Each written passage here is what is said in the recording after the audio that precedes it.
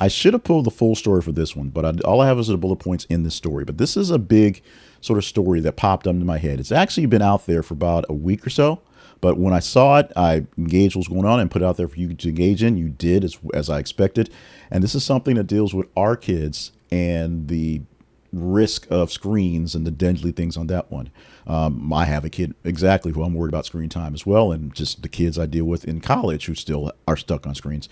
A new peer-reviewed study shows that strong correlation it has between screen addiction and suicidal behaviors in teens. Researchers have tracked more than 10,000 adolescents over 3 years to get this study. And those with excessive screen time showed the higher rates of depression, also self-harm, and tendencies towards suicide. Not necessarily trying to commit it, but having the thoughts, the ideation, having those thought processes in their heads.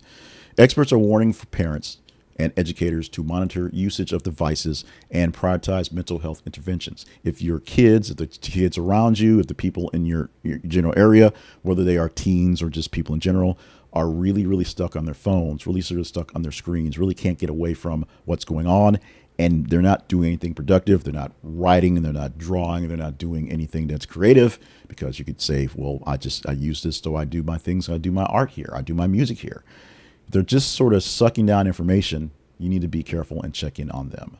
Study adds urgency to the growing national debate over teen social media regulation, whether we should ban it altogether. Now, in many places, such as China, they have literally triggers that turn off their TikTok. Kids in China can't see TikTok because there's a button that presses it, that it gets pressed, and it's done. You can't access it in various times of the day. Those are the kind of things that we fight here about because of freedom of speech and expression. But there's also things that we deal with for our kids and ourselves as well going forward.